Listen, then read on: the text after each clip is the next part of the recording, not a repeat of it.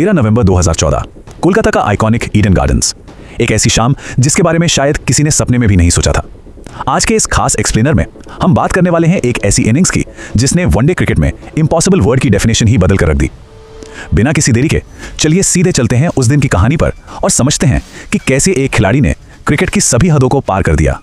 जरा सोचिए, क्या सिर्फ एक छूटा हुआ कैच क्रिकेट का पूरा इतिहास बदल सकता है? सुनकर थोड़ा अजीब लग रहा होगा, है ना? लेकिन इस पहाड़ जैसी इनिंग्स की शुरुआत में एक ऐसी ही छोटी सी गलती छिपी हुई है।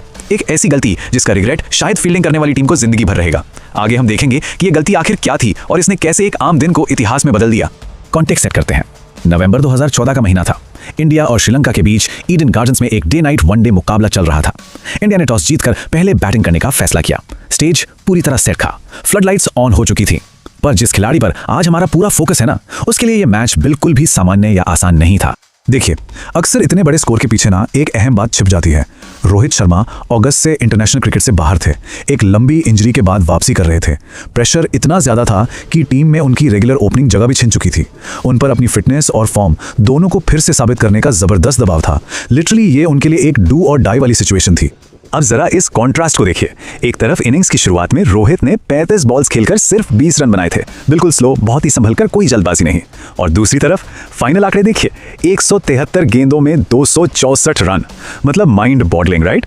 जो खिलाड़ी शुरू में इतना स्ट्रगल करता हुआ दिख रहा था, उसने अचानक से इतना खतरनाक रूप कैसे ले लिया? तो आखिर ये गजब का शिफ्ट हुआ कैसे? वेल, पारी के बिल्कुल स्टार्ट में ही शमिंदा इरंगा की बॉलिंग पर रोहित ने एक शॉट ट्राई किया। बॉल एज लेकर थर्ड मैन की तरफ हवा में गई। वहां थिसारा परेरा मौजूद थे। एक आसान सा कैच था, लेकिन वो ड्रॉप हो गया। और आपको पता है, उस वक्त रोहित दहाई के आंकड़े तक भी नहीं पहुंचे थे। बस यही वो एग्जैक्ट मोमेंट था जिसने उस दिन की पूरी स्क्रिप्ट को हमेशा के लिए पलट कर रख दिया। हालांकि रोहित को यह जीवनदान मिलने के बाद भी इंडिया की प्रॉब्लम्स खत्म नहीं हुई थी। टॉप ऑर्डर पूरी तरह लड़खड़ा गया था।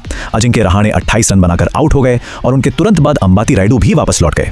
13 ओवर्स के बाद स्कोरबोर्ड दिखा रहा था सिर्फ 59 रन पर 2 विकेट। प्रेशर पूरी तरह से इंडियन टीम पर हावी था और ऐसे ट्रिकी मोड पर रोहित का साथ देने क्रीज पर आए विराट कोहली। बस यहीं से मैच का पूरा मोमेंटम शिफ्ट होना शुरू हुआ। रोहित और विराट की इस पार्टनरशिप ने श्रीलंकाई बॉलर्स को पूरी तरह बैकफुट पर डाल दिया। दोनों ने मिलकर सिर्फ 155 गेंदों में 202 रनों की अनबिलीवेबल पार्टनरशिप कर डाली। एक तरफ विराट 64 गेंदों में 66 रन बनाकर तेजी से स्ट्राइक रोटेट कर रहे थे और दूसरी तरफ रोहित 91 गेंदों में 131 रन ठोककर अपनी पुरानी लय में वापस आ चुके थे। श्रीलंका के हाथ से मैच फिसलना शुरू हो चुका था। फिर आता है 29वां ओवर। इंडिया ने बैटिंग पावर प्ले लिया और यहीं से रोहित ने सीधे 5th गियर लगा दिया।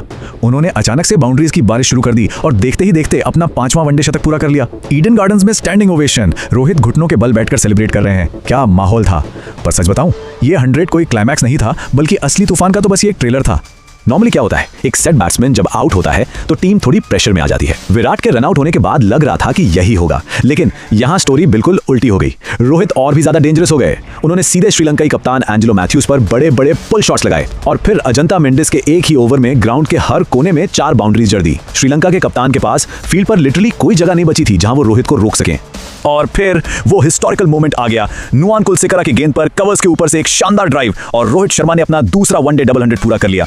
वो वनडे हिस्ट्री के पहले ऐसे बैटर बन गए जिसने 200 रनों का मैजिकल आंकड़ा 2 बार छुआ हो। पूरे स्टेडियम में गूज़बम्प्स वाला माहौल था। लेकिन कहानी अभी खत्म नहीं हुई थी दोस्तों, क्योंकि रोहित का बल्ला भी अभी रुकने के मूड में बिल्कुल नहीं था। डबल सेंचुरी पूरी करते ही ना रोहित की नजरें एक और मैसिव रिकॉर्ड पर लॉक हो गईं। 2 बैक टू बैक बेहतरीन छक्के और वीरेंद्र सहवाग का 219 रनों का पिछला वर्ल्ड रिकॉर्ड चकनाचूर हो गया। रोहित 220 के पार निकल गए। अब वनडे हिस्ट्री की सबसे बड़ी इनिंग्स का ताज रोहित के सिर पर था। लेकिन क्या उनका इरादा यहीं रुकने का था? Absolutely not. रन बनाने की ये भूख अभी भी शांत नहीं हुई थी। मैच के आखिरी और सबसे थका देने वाले ओवर्स तक पहुंचते पहुंचते रोहित 250 का आंकड़ा भी पार कर चुके थे। श्रीलंकाई टीम प्रेशर और थकान से पूरी तरह टूट चुकी थी। उनके कंधे लिटरली झुक गए थे और इस एग्जॉशन का नतीजा ये निकला कि उन्होंने रोहित को 2 बार और जीवन दान दे दिया। एक कैच मिड विकेट पर छूटा और एक लॉन्ग ऑफ पर, और रोहित ने उन्होंने हर एक गलती की भारी कीमत वसूली। हर जीवन दान पर बाउंड्रीज जड़कर श्रीलंका के बॉलिंग अटैक को पूरी तरह ध्वस्त कर दिया। और फाइनली स्कोरबोर्ड पर वो नंबर फ्लैश हुआ जिसे देखकर पूरी दुनिया अपना सिर खुजा रही थी। 264। सिर्फ 173 गेंदों का ये एपिक सफर इनिंग्स की बिल्कुल लास्ट बॉल पर जाकर रुका जब रोहित कैच आउट हुए। जरा इमेजिन कीजिए, अगर वो लास्ट बॉल पर आउट नहीं होते तो क्या होता? वनडे क्रिकेट में एक अकेले बैटर का इतना बड़ा स्कोर खड़ा करना सच में किसी सपने के सच होने जैसा था। चलिए इस इनिंग्स का थोड़ा मैथ समझते हैं, क्योंकि ये और भी ज्यादा हैरान करने वाला है। इन 264 रनों में से एक अनबिलीवेबल 186 रन तो सिर्फ और सिर्फ बाउंड्री से आए थे, यानी 33 चौके और 9 छक्के। इसका सीधा सा मतलब है कि बाकी बचे हुए 78 रन उन्होंने दौड़कर बनाए। To put that into perspective, ये दिखाता है कि उस दिन सिर्फ पावर नहीं थी, बल्कि परफेक्ट टाइमिंग, कमाल का इंडोरेंस, शॉट सिलेक्शन और एलीट फिटनेस का एक मास्टर क्लास चल रहा था। रोहित के इस एब्सोल्यूट कार्नेज का फाइनल रिजल्ट क्या रहा?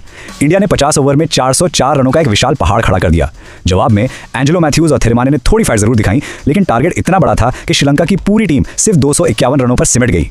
इंडिया ने यह मैच 153 रनों के ह्यूज मार्जिन से जीत लिया और सीरीज में 4-0 की अजय बढ़त बना ली।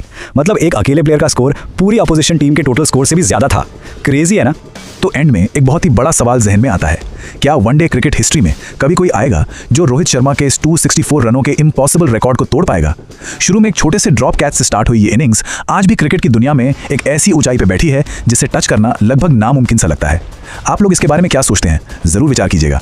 आज के इस एक्सप्लेनर में हमारे साथ जुड़ने के लिए बहुत बहुत शुक्रिया।